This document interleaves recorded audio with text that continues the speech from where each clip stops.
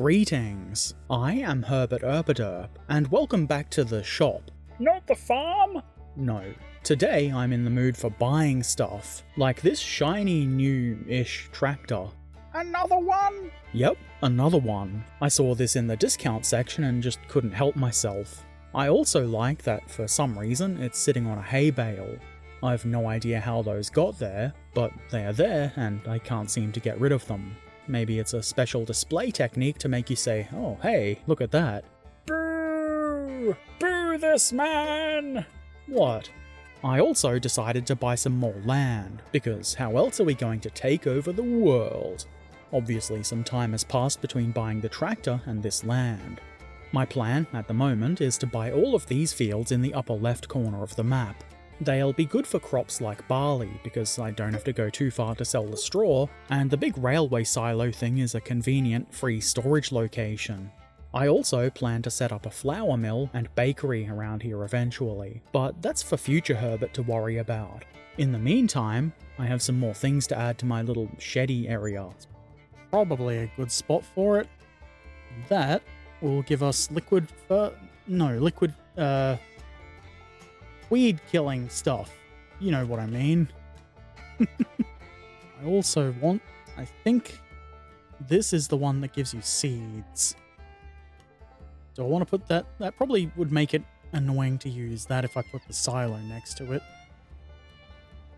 It's probably as good a spot as any. Full grain tank. This is the ideal vehicle for moving this. See if I can actually control it. No, not really. Hell yeah. Well, that was fun. Back to work. It's probably as good a spot as any. I should paint this ground so it all matches. Looks neat enough. Now the railway can't be mad at me for ruining their ballast.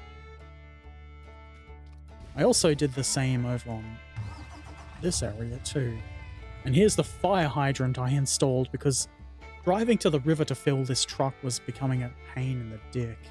Because this truck was such a pain in the dick, it's time for a bit more shopping. Hooray. I bought myself the MAN because it's got a single pair of drive wheels, so they can't fight each other, though I understand that issue might have been patched now. However, it wasn't at the time I bought this. But obviously, the default colour isn't appropriate for me, so a repaint was needed. Very nice and sensible. Now to dispose of this trucker. You can just sell it, Herbert. You don't need to drive it anywhere. Oh, I'm well aware of that. This truck deserves to drown, and I'm going to drive it right into the river. Well, that's kind of disappointing. I guess they don't want people driving down here and into the water for some reason. Well, you can't stop me. You can only slow me down a bit. It might not have been especially spectacular, but I did manage to drown this stupid truck. You can stay here and think about what you've done. Just look at how the new truck starts moving forward straight away. You don't have to sit there spinning the wheels for 5 minutes every time you want to move it. It's even capable of filling the water trailer down by the river where I'd initially planned to fill it. At first I was using a small trailer with a tractor here, and that worked really well. I got the bigger trailer so I wouldn't have to drive up and down so many times, and obviously that worked very poorly with the other truck. I installed the fire hydrant anyway, so I might as well keep using it. That fire hydrant is the first mod I've installed for Farming Sim 22. I was going to try and play mod free, but this really made life a lot easier. I think I'll just try and play with minimal mods going forward. I mentioned I'd been looking at the used vehicle page for the MAN truck. Well, not long after buying it, I saw this. Isn't that just typical? Oh well, I guess it's nice to have a brand new one anyway. And now, let's see what is becoming kind of a tradition, an example of the AI being very stupid. You blocked by now, idiot. You fucking fool! You're not just blocked, you ran right into it! You gonna fix that? You gonna be able to get out of that bind you found yourself in? Utter incompetence. Alright, let me take over. I'll show you how it's done. Yeah. This is how we drive tractor.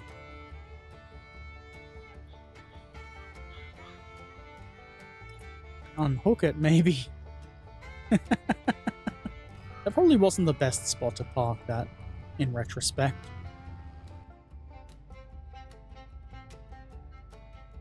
I think I've hired a drunkard.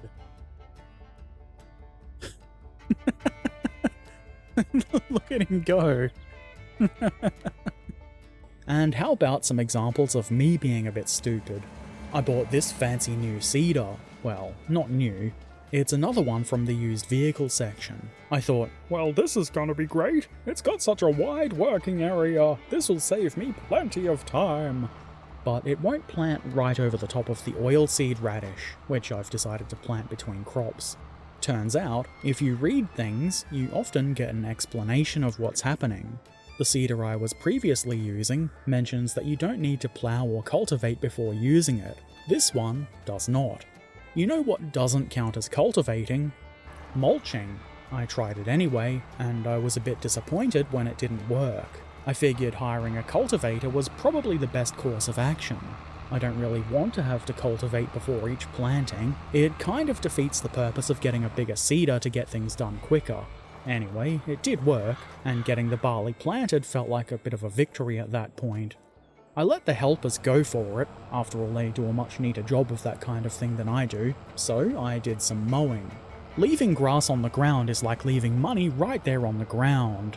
Like grass, and it's worth picking it up, at least if you turn it into silage bales. Collecting the grass to sell alone is just not really worth it. You might as well leave it in the ground like money you don't want. Note to self, make sure you're baling grass in a size your bale wrapper can handle. Why do you say that, Herbert?